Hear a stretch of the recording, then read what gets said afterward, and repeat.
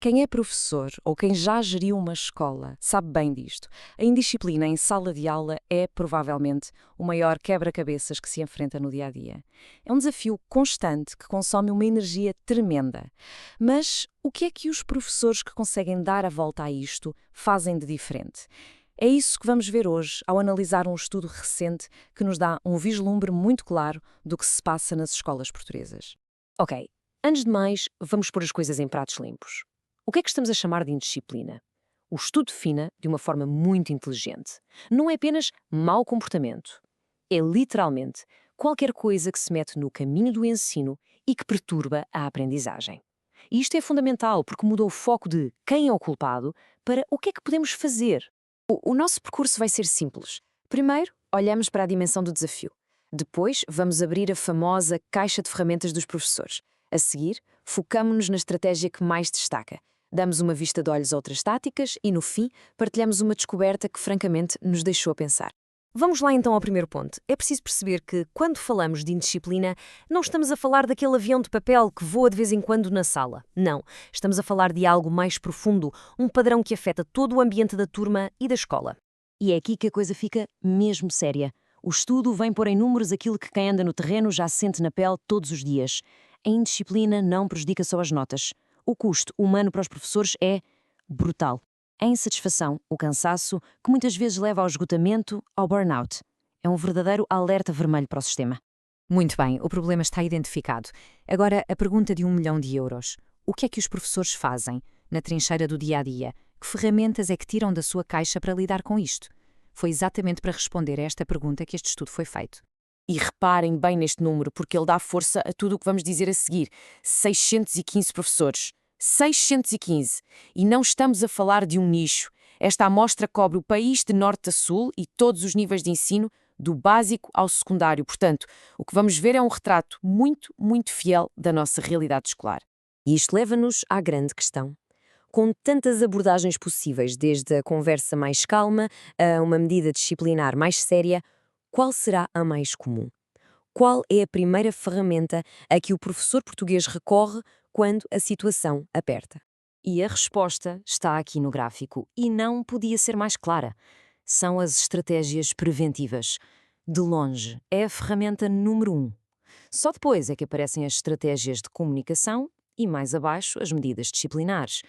E isto é fascinante porque confirma o que a experiência nos diz. É muito mais eficaz evitar o incêndio do que andar a correr para o apagar. Então vamos mergulhar nisto. Se a prevenção é a rainha das estratégias, o que é que isso quer dizer na prática? Como é que se constrói uma sala de aula onde a indisciplina simplesmente tem menos espaço para florescer? Bem, o estudo aponta para alguns pilares essenciais. Pensem nisto como a fundação de uma casa. A base de tudo, uma relação positiva com os alunos. Depois, em vez de só focar no que está mal, reforçar ativamente o que eles fazem bem. E, claro, a estrutura. Regras claras para todos, aulas bem planeadas e rotinas que dão segurança. Não há aqui magia, é pura engenharia de sala de aula. E olhem, esta citação do estudo é ouro. Resume tudo na perfeição. O respeito não se impõe, conquista-se. Investir tempo para conhecer os alunos não é um luxo ou um extra. É a base de uma boa gestão de turma. É o que transforma um grupo de indivíduos numa equipa. Mas, na prática, como é que isto se faz no meio da confusão de uma aula? O estudo dá exemplos muito concretos. Primeiro, estar presente. Circular pela sala, manter o contacto visual, fazer perguntas. Segundo, as regras não podem ser um segredo. Têm de estar afixadas, visíveis, para que ninguém se esqueça. E terceiro, e este é talvez o mais difícil, mas o mais poderoso de todos, a consistência. As regras são para cumprir, sempre. Claro que a prevenção é a estrela principal, mas não é a única ferramenta na caixa. Vamos agora espreitar as outras, só para termos a imagem completa do que os professores usam. E esta comparação ilustra na perfeição a diferença de filosofia. Prevenir é ser proativo, é pensar a longo prazo, é construir autonomia nos alunos. Por outro lado, as medidas disciplinares são reativas, apagam o fogo do momento. Uma constrói, a outra suprime. Ambas podem ser necessárias em certos momentos, mas a preferência dos professores é clara. E agora? Preparem-se para uma surpresa. Sabem qual foi a estratégia menos, mas mesmo menos referida? Pedir ajuda. Exatamente.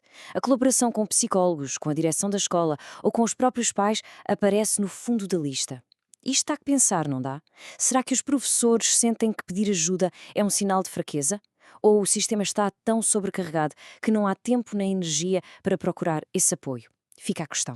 Chegamos à reta final da nossa análise. E é aqui que os dados nos revelam um padrão que, sinceramente, deita por terra algumas das nossas expectativas e nos obriga a refletir seriamente sobre as nossas práticas. E a descoberta é esta, tão simples quanto chocante. Os professores usam essencialmente as mesmas estratégias para gerir uma turma do primeiro ciclo e uma turma do ensino secundário. A caixa de ferramentas parece ser de tamanho único, não importa a idade dos alunos. E porquê que isto é tão importante? Porque, convenhamos, as necessidades de um miúdo de 7 anos e de um adolescente de 16 são como a noite e o dia. Uma criança está a aprender as regras básicas da vida em grupo. Um adolescente está a lidar com uma complexidade social e académica brutalmente diferente. Toda a teoria pedagógica nos diz que as estratégias têm de ser adaptadas. E é com esta pulga atrás da orelha que terminamos. Se os alunos mudam radicalmente ao longo da sua vida escolar, por que é que as estratégias dos professores parecem ficar estagnadas?